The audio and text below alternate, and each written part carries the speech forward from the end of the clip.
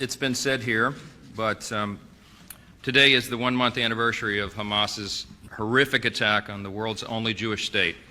The atrocities of that day and those following it have left a dark and indelible stain on the entire world. Everyone can see these atrocities. And as the Prime Minister Netanyahu said very clearly, this is a battle between light and darkness, between good and evil. As our cherished friend and ally Israel fights for its survival against the Iran-backed terrorists of Hamas, we will continue to stand up for human dignity and offer moral clarity. House Republicans understand that this moment demands decisive action, and we insist that we cannot waste any more time getting Israel the aid that it desperately needs. That's why, as the first act of my speakership, we passed a resolution condemning Hamas and reaffirming our solemn commitment to Israel. Days later, with bipartisan margins, we passed the Israel Security Supplemental Appropriations Act to provide billions in assistance to Israel in its time of great peril. And as we mark the one-month anniversary of this attack, House Republicans met with and heard from family members of some of the victims, not only to understand their grief and pain and worries, but to make clear why Israel must do everything in its power to wipe out Hamas and ensure that what happened October 7th can never happen again. I am honored to introduce these families to you today. And joining us here, I'll introduce, is Doris Leeper, who is representing her son, Guy Ilus. Guy is a 26-year-old musician who is living in Tel Aviv. He was enjoying the Nova Music Festival on October 7th when the attack happened. All of his friends were murdered, and Guy sustained a gunshot wound while running away. There has been no update on his condition since October 7th. Also with us is Yonathan Lulu Shemriz and Idu Lulu Shemriz, who are representing their brother, Elon Shemriz. Elon is a 26-year-old computer science student living in Kfar Aza who was kidnapped from his home by Hamas terrorists. His family has worked around the clock to receive information about his health and his whereabouts. And finally, Liran Bemir, who is representing his brothers, Ziv and Gali Bemir.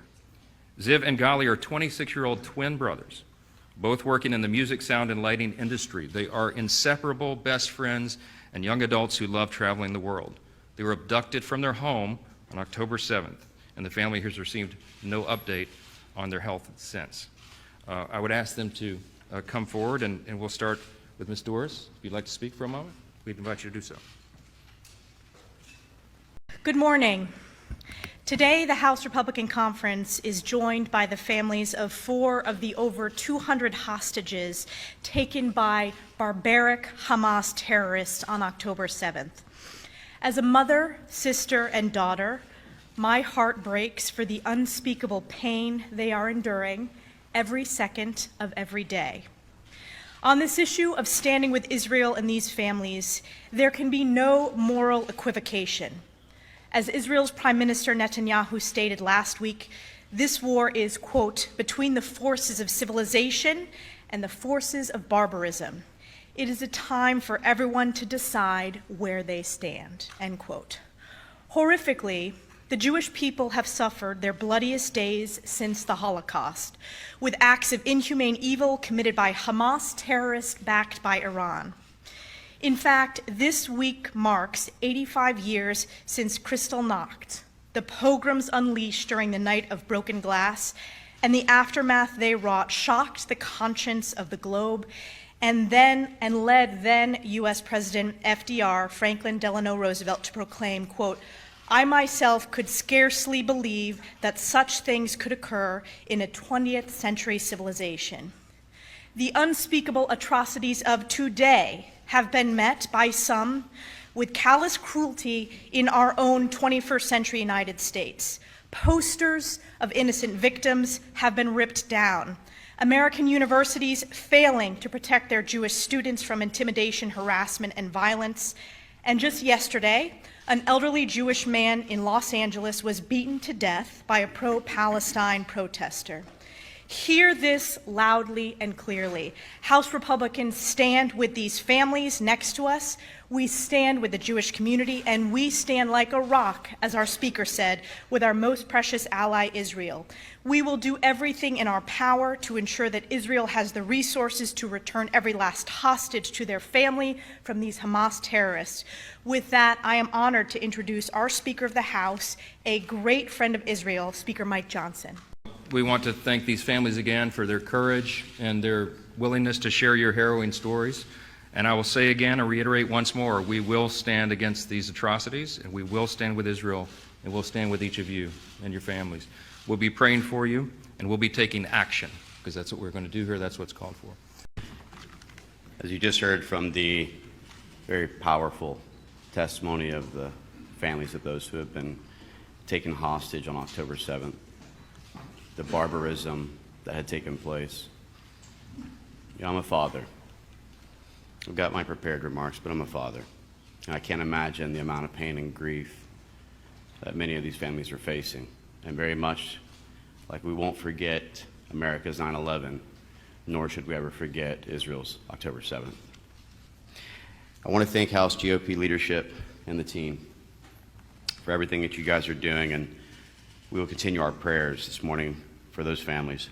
I'd also like to recognize those brave families and for all who are dealing with this today. I'm praying for your loved one's safe return. We won't forget, and we won't give up. Just a few weeks ago, on October 7th, a horrible event occurred, and I knew that it was time to take action. You know, as Speaker Mike Johnson and the rest of leadership has talked about, the time for talk is over and the time for action is now. On October 11th, I went into a parent country, if you will, and started conducting ground evacuations. During that time frame, I was able to successfully get 32 Americans out on the first day, personally, and 45 out the second day, going through areas of the West Bank, through Jerusalem, Tiberias, Haifa, Nazareth, and other areas, doing consolidations and making continual efforts to try and pull Americans out who have been trapped, stranded, or left behind by the Biden administration. Well, I'm honored to have been able to get more than 200 people at this point out of Israel, including a plane that we negotiated and worked with Mercury One in Glenbeck. We were able to get 159 more passengers out just a week ago. We must not forget about those who are still stranded, however, including the innocent hostages that Hamas, the Iranian-backed terrorist organization, still has in their control. The bottom line is that Joe Biden, time and time again, has proven he is not prioritizing the well-being of the American people at home or abroad. We saw it during the botched Afghan withdrawal of 2021, where I actually went over with a team of mine and conducted the first successful overland rescue of a mother and 3 children born and raised in Amarillo, Texas. We're now seeing this across the Middle East and across the world. Both times, a team of former special operations members has had to step up as a result of Joe Biden and his administration's failures to do so.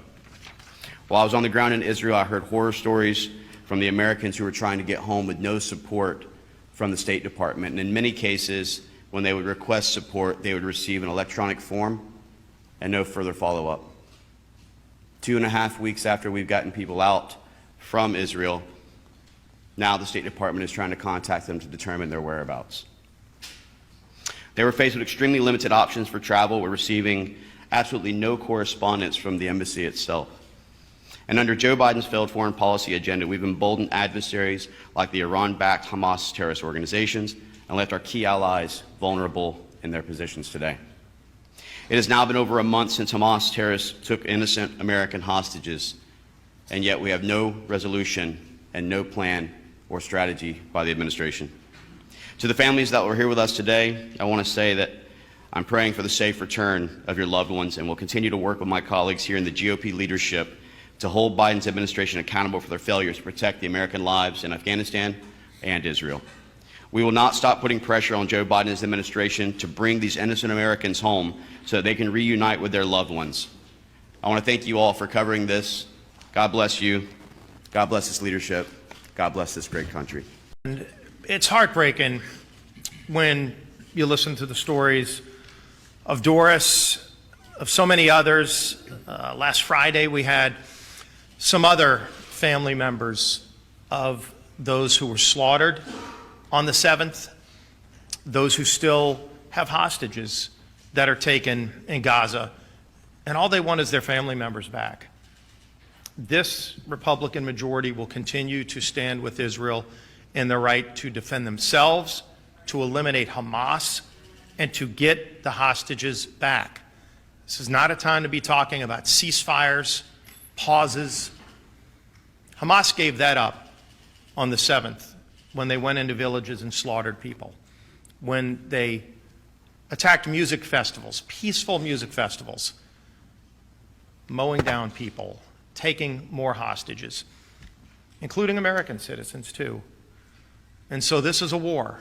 It's a war that the people of Israel are resolved to confront.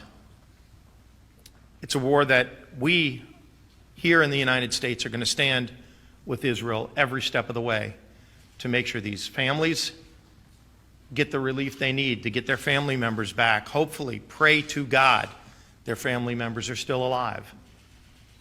And we're going to continue saying those prayers, but we're also going to be there every step of the way with them as well.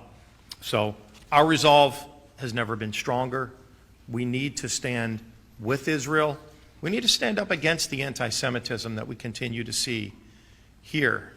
It's disturbing, it's alarming, but it shows you that this is a time that we need to continue to be strong in our support of Israel, but also strong in our resolve against the evils and the atrocities that seem to pop their heads up in ugly times like this.